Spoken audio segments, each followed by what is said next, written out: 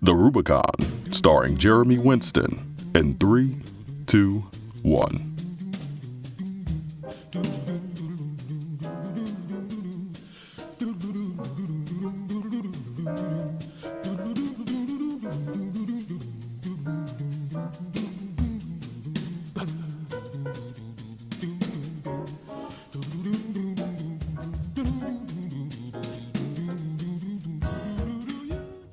This is Jeremy Winston with the Rubicon, and we want to just take a second to wish everybody Happy New Year, hoping everyone has had a safe and restful holiday season. I've got lawyer Alan Boseman and James Lewis from the Lance J Radio Show, who has been so kind to take a second and jump over to the Rubicon with Jeremy Winston to talk about a very serious legal issue that is, I'm sure if you're on Facebook, if you're on Twitter, if you're on Instagram, whatever your social network of choice is, you'd have Bill Cosby plastered on your news feed. And this is really taking a very interesting concept, because one moment I'll check on my Facebook news feed and I see someone post something to say why they don't care what anybody says. Bill Cosby is deserving of every punishment that is served up to him, both legally and in public perception. And then the next hour I'll check and someone is saying that this is just another example of racist America and how they're willing to take down an African-American icon but turn their backs on so many others that have participated in the crimes that he's been accused of. So we want to just have a brief conversation with these two gentlemen about this topic. I'm going to start off with lawyer Alan Boseman and get your perspective on Bill Cosby and then generally how African Americans, and not even just African Americans, but the country is responding to one who has for a number of years, for a number of decades, held a place in the American psyche as a lovable example of an African American male, and how I think America in some sense is divided in how in the response to the allegations of his sexual impropriety and misbehavings. Yeah, I mean, look, I, like everyone else, or at least the majority of the listeners, loved the Cosby Show, loved The Different World, and everything those shows represented, what they stood for. I mean, here we have one of the first, not the first, but one of the first, and that's certainly the most impactful show for our generation, at least, where we see, upper middle class black family who pretty much represented everything we hoped the black family could be about. And, you had the great father who's always teaching lessons, who was played by Bill Cosby, which obviously was Dr. Huxtable, and, he was America's father. In a lot of ways, he transcended race, because the Cosby Show wasn't popular just because black folks were watching the show, but because a lot of other people were watching the show, and it really was just it was a great show. Yeah, it was an all-time great show. And so, you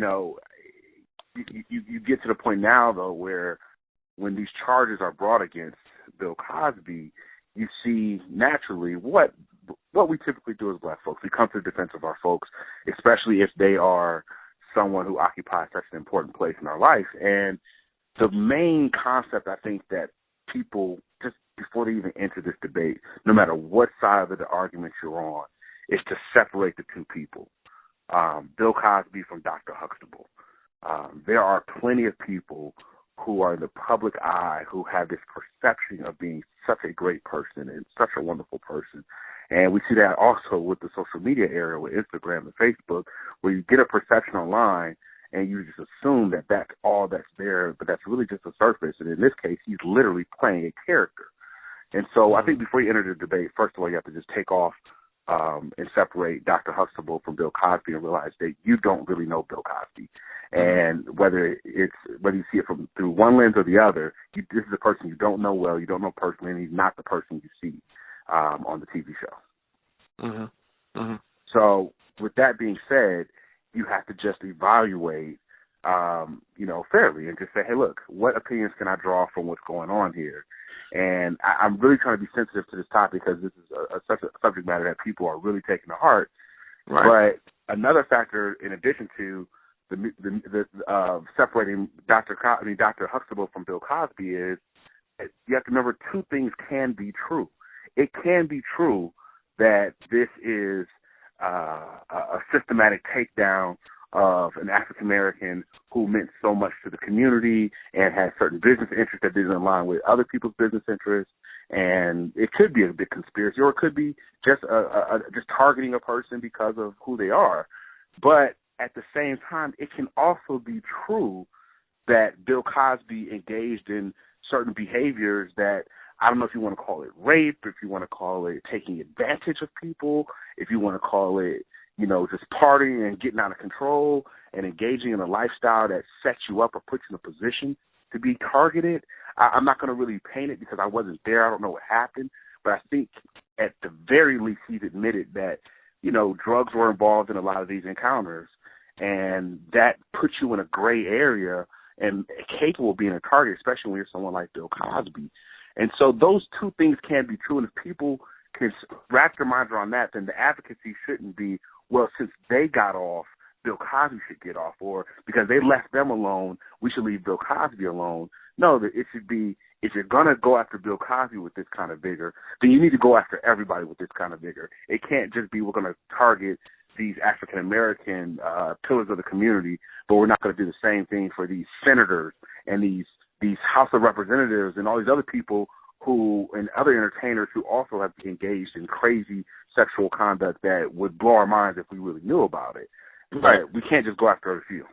Right. So, I mean, one point that you brought up that just came to my mind right now is the fact that just the information alone that Bill Cosby was participating was, well, I won't say he's a drug dealer, but he was participating he admitted in the distribution of drugs, of the acquiring of drugs and distributing, and his perspective is that the women agreed to it. That alone is enough for us to say the image of Heathcliff Huxtable has been shattered. Right. I mean, you know, right. I remember the episode when Theo had brought home marijuana or something, and they brought the dude in and they had a long conversation with him about smoking marijuana. So right. So I think that is. I think that is fair enough. I think it's fair enough to say that the image of Heathcliff Huxtable has been proven to be a myth, not necessarily factual. Exactly. Right. So I mean, who knows what happened right after that episode? I mean, it just throws everything into question, and you just have to realize you don't know these people. Right. So moving forward, and I think, you know, one of the kind of consistent ideologies or perspectives that I've seen recently is the juxtaposition of this case almost eerily timed with the grand jury's decision not to indict the officers that shot Tamir Rice in Cleveland, Ohio, and how that, you know, many on my Facebook feed have said that this is a snapshot of the injustice in America. And I know you kind of pointed to that already, Alan, in saying that to compare the two is unfair. But a lot of people do feel that there's a racial vigor to prosecute African Americans for crimes that are alleged. And then there's also a racial vigor to not prosecute those who maybe they feel close to, or juries, or you know, non-African American people that they feel close to not prosecute them. So, is there a connection? I want to ask James from the Lance J Radio Show, who's appearing on our show. This is the Rubicon with Jeremy Winston. I want to know, what is your perspective of the connection of the racial dynamic in the connection and I guess the close proximity of these two cases? Well, I think the racial dynamic, first of all, thanks for having me on the show, Jeremy. I think that the racial dynamic is very important. It's very clear. It is clear that race does have an impact. If Bill Cosby were not an African American, the approach would likely be different. We were talking offline, and we talked about Woody Allen, who is engaged or alleged to engage in nefarious behavior with a minor, to where he's been alleged to have molested his stepdaughter, and he ultimately ended up and married his stepdaughter. He's been able to operate in those elite circles, and he hasn't been attacked in the way that Bill Cosby has been. One of the things that is interesting, though, and I think you and I and Alan agree to an extent, it's difficult to equivocate one versus the other. And I'm a supporter of my friends, those that particularly support the Black Lives Matter movement and those that support fighting racial inequality in the United States today and in the movement that's going on. I think where we get into trouble, and Alan, feel free to correct me, when we start equivocating what Bill Cosby is being charged with and the issue that he's dealing with, and then we start pointing to behavior by a policeman, whereas we're talking about the Mike Brown incident or the Tamara incident or any of the major incidents that are front page news throughout the United States of America. I don't know, and I think it's dangerous ground when you start to say that Bill Cosby, somebody going after him, which seeming to me is clearly for economic and repercussions from more of a business perspective. He obviously ticked somebody off from a business perspective, and they're going after him. Comparing that to police outrage and someone just shooting a child or shooting a random person at Walmart or shooting someone just walking home from buying something to drink, I don't think that those are the same two things. And I just think that the African-American community, we have to be careful because some of the stories that I've even seen on Facebook, here's a perfect example. There's a Facebook story floating around that Bill Cosby's star is being taken off of the Hollywood Walk of Fame. And I've seen at least 20 of my friends repost that story, and then their friends chime in and they talk about how unfair white people are and how it's an outrage, and it just generates the anger. And Jeremy, you and I have talked about anger in the African-American community. Well, the story turns out to be false. It's not a real story. So you just spit your 140 characters on Twitter reposting something and firing up people to be angry that's not even true. So I think that we just need to be careful and look at the facts and try to ascertain and kind of delve in as opposed to just, like you say, looking at the surface and what we can post on Twitter and Facebook. In 49 BC, Julius Caesar led an army over the Rubicon River from Gaul into northern Italy. By doing so, he crossed the point of no return and declaration of war against the Roman Empire. Centuries later, you are listening to Jeremy Winston reach his point of no return only on Advent Sports, the Rubicon. I'm going to have Chris is going to sing Silent Night for us on Christmas Day as we close out the show. I'm gonna let him take it away and show all of us his wonderful talent. Silent night, holy night, oh, it's come and all is bright round in virgin mother and child. Sleeping heavenly peace, sleeping heavenly peace. The Lance J Radio Show is taped at Advent Sports Network Studios, located in beautiful Emerald City of Seattle, Washington.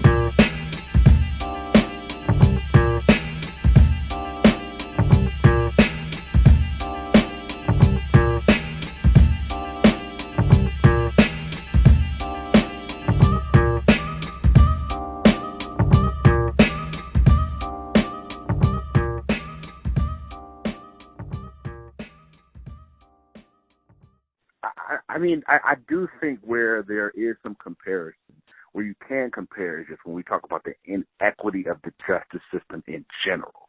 The fact that when we have these cops who are shooting our children and not having to pay the price at all, you see the prosecutors slow to go after them. You see the prosecutors saying, well, trying to find any way to wiggle out. I read an article the other day where it said that the grand juries were before weapons of the prosecutor to make sure they got people into court and convicted. Remember, the prosecutors are there for the people of the state to make sure people wrongs are righted.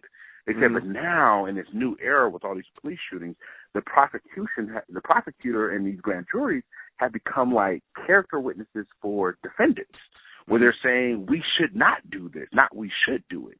So it just shows that there is a certain inequity within the justice system when it comes to, again, someone like Bill Cosby, the excitement, and it's like a rally. Let's get him, you know. And again, I'm not suggesting, and I don't want to, because I'm not trying to be insensitive.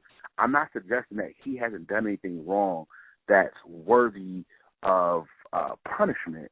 But what I am saying is this particular case, and probably all these cases, are just too old to really be prosecuted. That's just the reality of it. And that's why it seems to be so politically motivated, whether he did it or did not do it, because any prosecutor would say, okay, do I have any video evidence of this? No. I doubt there is. I mean, I haven't heard anything. That would have probably leaked out by now if there was. Do I have any physical evidence? Are there any, if I'm going to be taking any forensic analysis of any evidence that this person would have kept over almost 10 years ago? Probably not. Was there any eyewitness people? Was anybody there that witnessed this? You know, how am I going to be able to prove beyond a reasonable doubt that Bill Cosby raped this woman in the manner in which he describes over 10 years ago? How am I going to do that? The reality is you can't do it. If you've seen his attorney, and I know we'll probably get to her, but she is a beast. And she's not going to sit there and let all this testimony from other alleged rape victims get into this case, because it's not relevant to this case as to whether he did this, unless they sneak it in by trying to establish that this is a pattern and practice of Mr. Cosby and going after his victims. But even that, I think, will have more prejudicial value than substantive value to the case. So I don't think that gets in. So I say all that to say that this is a dog and pony show. This is, in a lot of ways, politically motivated by someone. And saying all that doesn't mean that he could not have engaged in bad behavior. When you have 37 people that can even come forward and make this allegation, I find it hard to believe. Me personally, I'm not speaking for anyone else. I find it hard to believe in at least one of those 37 cases there wasn't a time where maybe someone came over to have a good time, but they weren't intending to have that good of a time, and they wake up 5 hours later and they don't know what the heck happened. I'm not saying that it happened. I'm saying it's very possible. The odds are 37 people can make that allegation. At the very least, maybe one of them is telling the truth. Right. And so, you know, I'm not saying all this to defend him. I'm just saying all this that it is somewhat of a public lynching in some ways. I hate to use that term in connection with this case, but there's really no good way I see, or good route that I see based on evidence that I know exists, to convict Bill Cosby. So why is the prosecutor bringing the charges? Right. This is this is Advent Sports Network. You're listening to the Rubicon. I have on with me today Alan Boseman, lawyer Alan Boseman, and James Lewis, who is the host of the Lance Radio Show. We're talking about Bill Cosby and the allegations and the indictment that was served to him, I guess, on New Year's Eve. Thanks for listening. We're going to take a brief break, and we'll be right back. Arise and give God glory. This is the command of gospel artist Kimberly Bolgen. She commands everyone to give God praise in her hit single entitled Garment of Praise. Now is the time for your garment of praise. This song gives a bold command to praise God no matter what. Continue to praise God as you also enjoy Kimberly Bolgen's other hit single entitled God Chose Me. God chose me. Put on your garment of praise with gospel artist Kimberly Bolgen and experience a new level of praise and worship.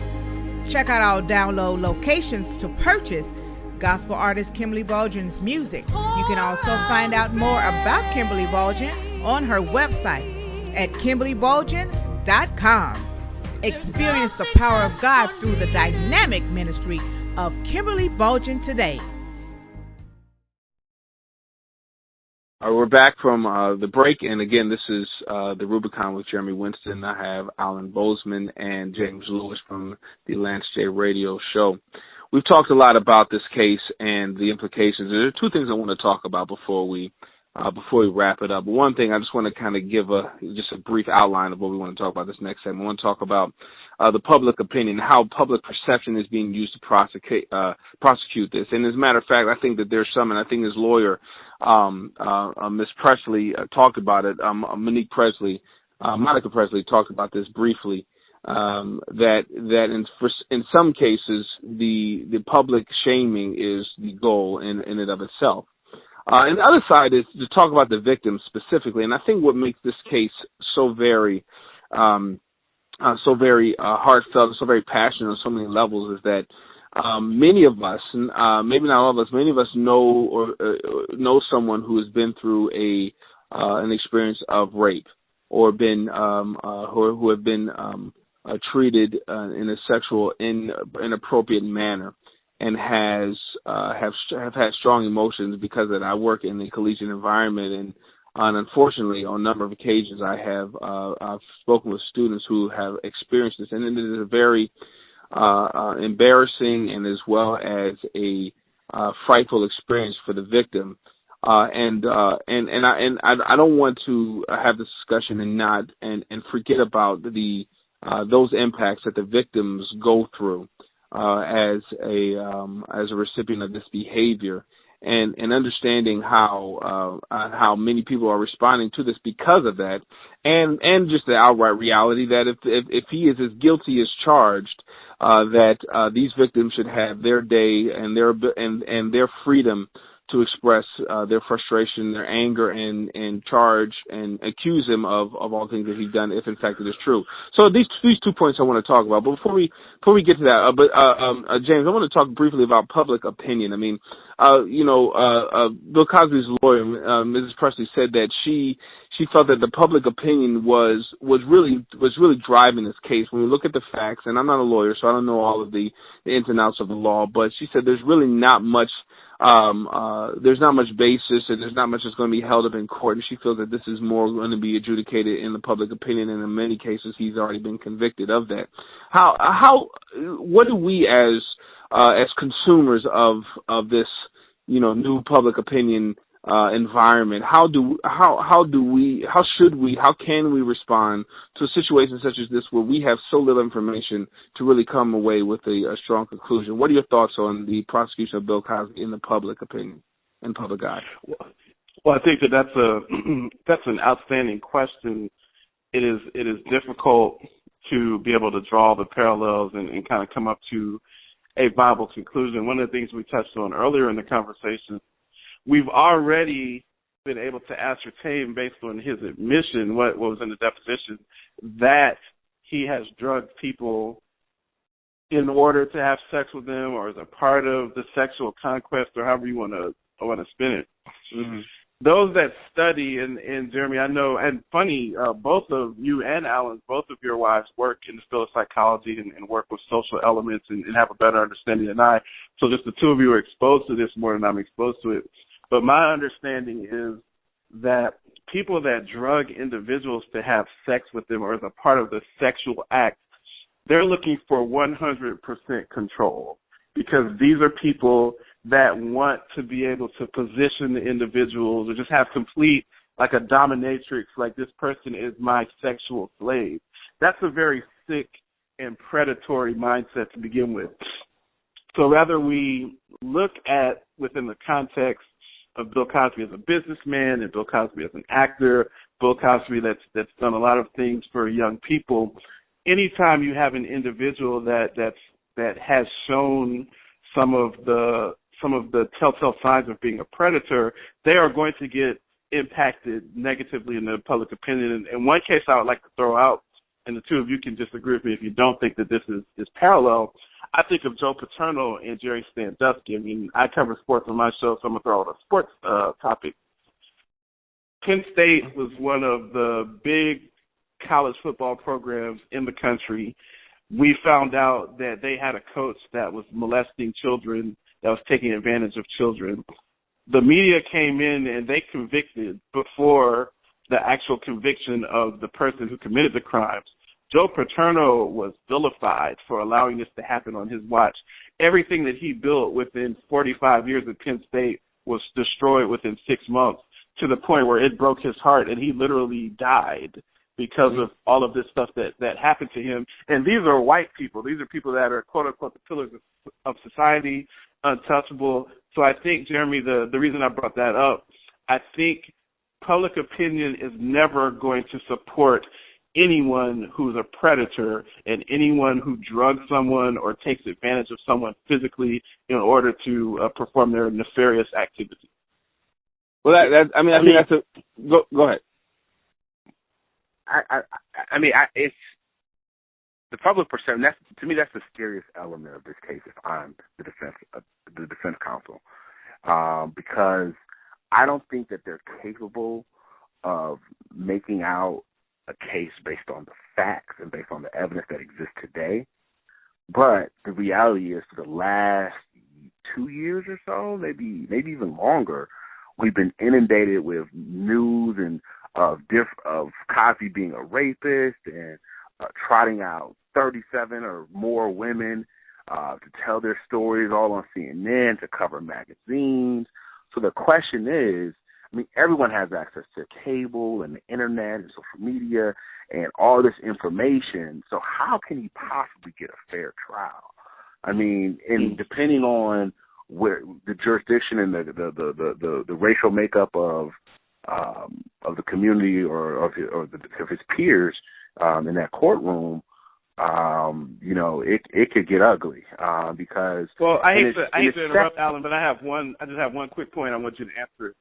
Do you think, because he's Heathcliff Huxtable to someone in that courtroom, so wouldn't that play to his advantage? Because it's going to be difficult to get 12 people to convict Heathcliff Huxtable.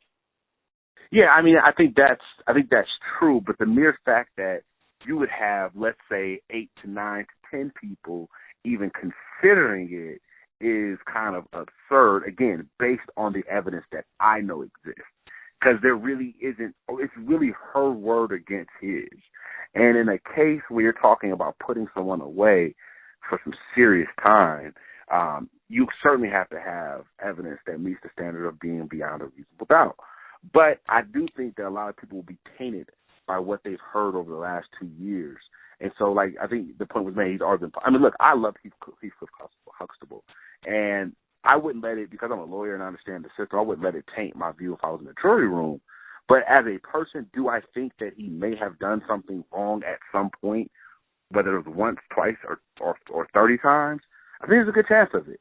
And do I also think that other celebrities of his age and that were around at that same time in the party, drug, and disco culture, were they doing the same thing?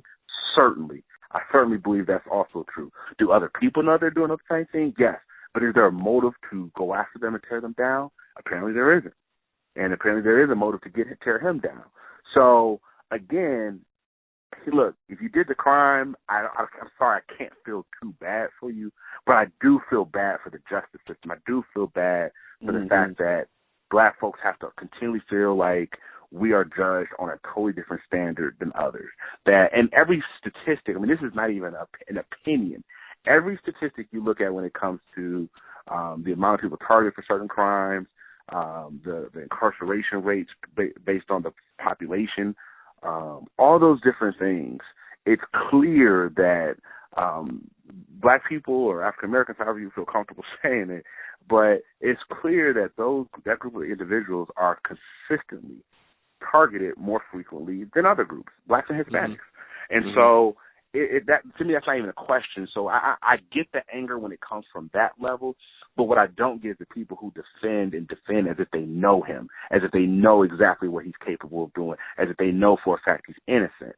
That part I can't get with, because look, if it was my sister or my mother or mine who was a legitimate victim, that would be something that I think it's kind of insensitive when you're dealing with rape. You just don't know what happened. So just really keep your opinions as tight as you can, and you can form an opinion based on the evidence that exists, but don't sell it as if it's fact. Right. And I think, in the last kind of area I want to discuss before we close out, again, this is the Rubicon with Jeremy Winston. We're talking to Alan Boseman and James Lewis about Bill Cosby and the very serious indictment heaved upon him or issued to him on New Year's Eve in regards to his improprieties and allegations of rape through, I guess, drug use. I don't know the direct legal terms, but those are the general facts.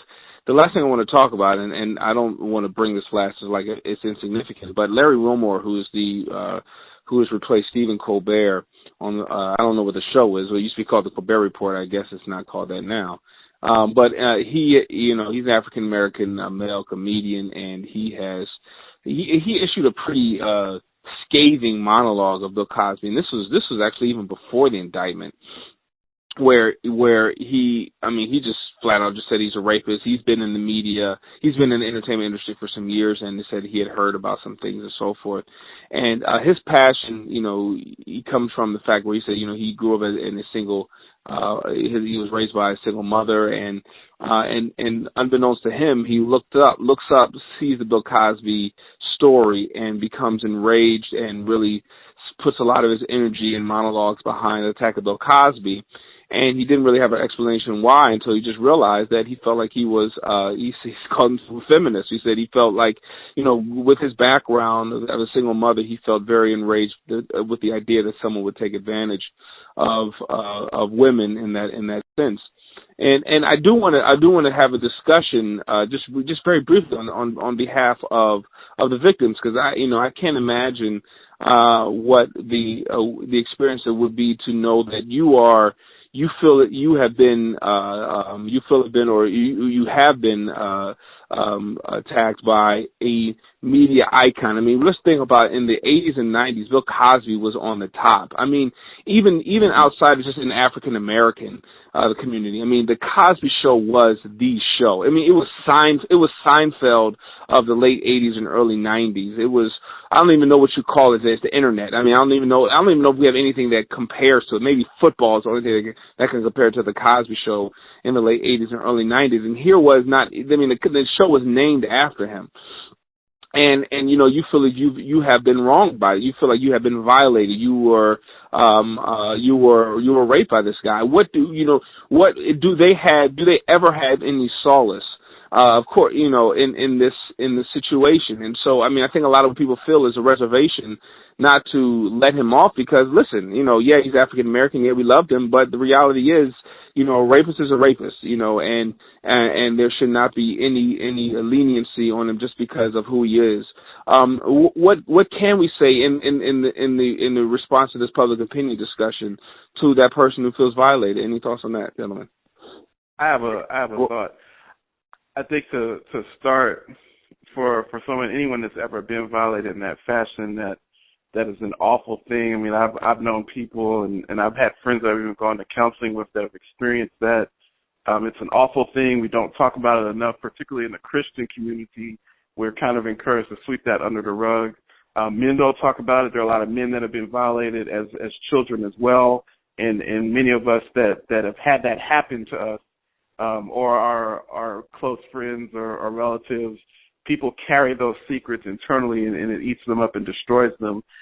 That's something that is completely unacceptable. And like Alan said, if in fact he did commit these heinous acts, the people that he committed those acts against should have their day in court. And if it's convicted and approved without reasonable doubt, then he should spend the rest of his life in a federal prison. That said, I wanted to talk about, Jeremy, and I know you're closing, what was done on the Cosby Show in a different world is timeless. It'll never be taken down. It doesn't matter what happened to the people that produced it or Bill Cosby himself. Those shows were the first shows that showed black people as real people. A black person could have a real family. This was not the tap dancing coonery that black people have been subjected to before and in many ways since the Cosby Show. A Different World actually boosted enrollment into HBCUs because it was a platform that showed how awesome it was, and the three of us went to an HBCU, showed how awesome it was for an African American to go to an HBCU and be a part of that experience. Whatever happens to Bill Cosby, they could take it out of syndication, they could take it off TBS, they could take it off of Centric, wherever these channels are, but what he did with those two shows will last eternally, in my opinion. Yeah, I kind of want, that's really where I wanted to go with it, is the legacy of Bill Cosby. What happens to everything that he created that was so positive to the black community, and, will those things be around for our kids to really appreciate them? And that's my biggest fear in this is, again, I think the one thing you said that I don't want to blow by quickly is I think the mere fact that it was called The Cosby Show hurts in this regard because it's so directly linked to the man, the real man, and not just Dr. Huxtable. It wasn't the Huxtables. It was the Bill Cosby Show, and I think that is going to be one justification and one way in which if he's ever convicted or even if he's not convicted. I mean, networks don't have to abide by the reasonable doubt standard. They could just say it's not good for our brand to splash this guy all over our TV, 2 hours a day. So we're going to take it out of rotation. I mean, me and I have already talked about it. We said we're going to go out and we're going to buy, like the complete DVD set for The Cosby Show and A Different World because those shows, in my opinion, don't honor the man. It honors the idea of what you were saying of, black folks living like we live. You know what I'm saying? I think that there's a perception in society that the only way in which we live is in ghettos and in hoods, and we're all struggling, and none of us are living, a certain lifestyle. And even if a lot of people, or the vast majority of African American folks, are not living that lifestyle, there are people living that lifestyle. And by putting that out there and making it an attainable goal and making it realistic, it did something for the psyche of Black America. And Different World, again, did nothing but expand upon that even more. And to me, A Different World, in my opinion, is untouchable. Like, Cosby's not on the show, really. There's some allusions to him every blue moon, but it's allusions to Dr. Huxtable. And so, in my opinion, if they pull that off the show, then this is a systematic conspiracy just to get rid of these positive images, because I don't see the justification for getting rid of that show other than the fact that Bill Cosby was linked to it. But there have been a lot of terrible people who are linked to bad things whose stuff is still on public display. So I don't expect that to happen. So I hope that, and I just want to say one last point, because it's something I wanted to mention earlier, and that's that I do think the timing of all this stuff is eerie, though. Despite everything we've said, I do think it's eerie that while a lot of attention is focused on this Black Lives Matter movement that is gaining steam every day, they then say, okay, if that's what you think, well, we'll take one of your biggest pillars in your community and rip him to shreds and make this a distraction. I do think I do believe in some element of, I don't want to kind of say conspiracy, but I'll say systematic, strategic, targeted attack. Yeah, I'm not naive enough to think that this is not in some way related or connected. He may not be right, but you're going to have to prove it to him. Listen to Michael A. Jones talk sports on his show, One-on-One with MJ, only on Advent Sports Network. Coming to you as on a joint show representing the Rubicon and the Lance J Radio Show. Sorry, James, I said my name first and my show first, but of course we know that James Lewis is the brainchild behind all of this for Advent Sports Network. We're coming to you at the end of 2015 to give our stories of actually the correct phrasing would be that Advent Sports Network is my brainchild. I'm not the brainchild. Advent Sports Network is the brainchild. Okay, Advent Sports Network is the brainchild. You can clarify that to me later, I guess. That's right. I'll put it in a promo, but don't put that in a promo, because I'm thinking you're the brain. You're the brains behind it. That's the phraseology. That's better. Anyway, all right. So we're saying Advent Sports Network, end of the year. What did you call it? Yeah, just say something like, "Hey, you're listening to the Advent Sports Network end of the year special featuring Jeremy Winston of the Rubicon and James Lewis of Lance J. So you don't want anything longer than that. Okay. Gotcha. You ready? I'm ready.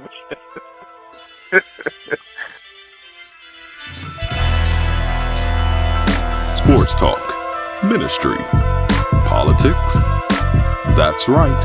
You are listening to The Rubicon starring Jeremy Winston, only on Advent Sports Network.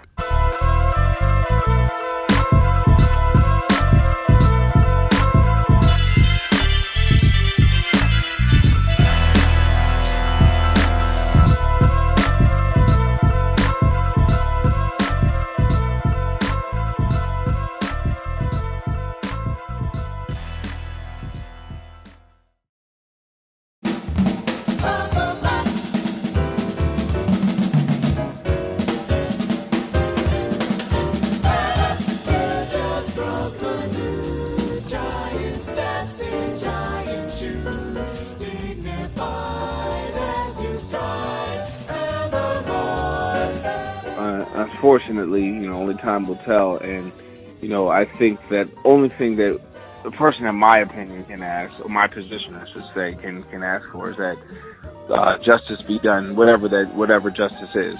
That the right thing be done. Unfortunately, this is probably a larger discussion.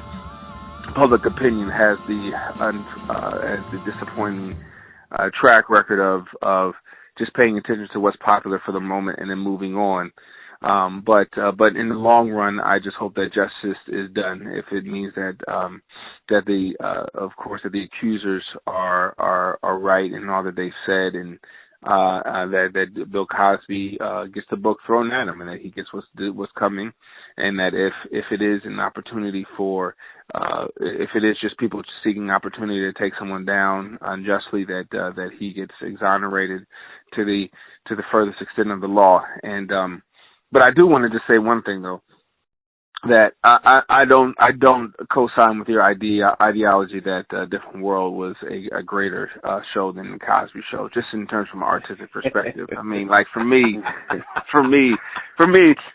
Cosby Show is a little more. I mean, let me just say the first couple of years of the Different World were really kind of pitiful.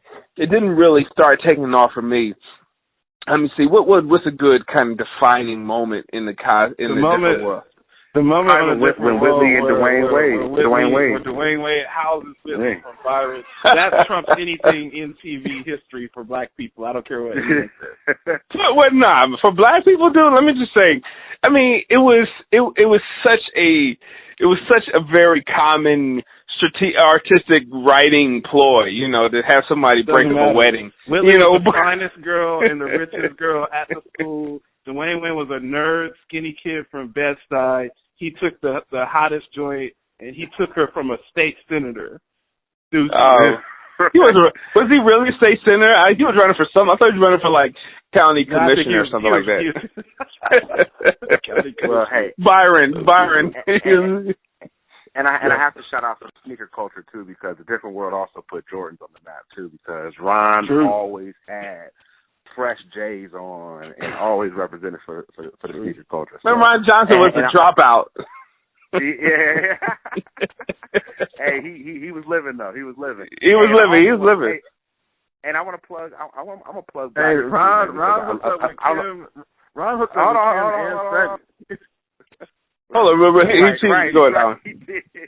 But I wanted to plug Blackish real quick. I mean, because I know the kind of Empire has dominated, and again, I think that's systematic and strategic. They come on the exact same time, on the exact same day.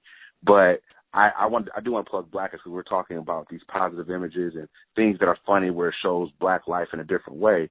And I think that's a good show that's kind of allowing us to have a platform to discuss certain black issues that we deem funny, and kind of bring them out to a larger audience. I really think they're doing a good job of doing that. I think nothing will ever be the Cosby, but for me and my money, it's been the funniest and best version of a black family in such a positive light in a long time. So I think cats should check that out too. It's on Wednesdays, I believe at 9 or so. Yeah, I checked out Blackish. Yeah. I'm gonna put up prime time too, NFL prime time. Just. No, I'm joking. But no, Blackish, that's a funny show, dude. I can't remember the comedian's name who leads that, but yeah, that's pretty hilarious. Anthony Anderson. Yeah. Well, listen, you've been listening to the Rubicon. We've had a great conversation. Please continue to check out all of the shows from Advent Sports Network, the Lance J Radio Show. Keep up with the Rubicon with Jeremy Winston. I want to thank Alan Boseman and James Lewis for being on the show this afternoon talking about issues with Bill Cosby. Please offer your statements and keep up with the show. Like us on YouTube and keep up with us through 2016. I think we have some new things coming up that you all will enjoy. Thank you so much, and have a great 2016. The Rubicon is an ASN Talk Radio expansion franchise about current events, news, and geopolitics. All footage is taped in Dayton, Ohio, and produced at Advent Sports Network's downtown studios in the lovely Emerald City of Seattle, Washington.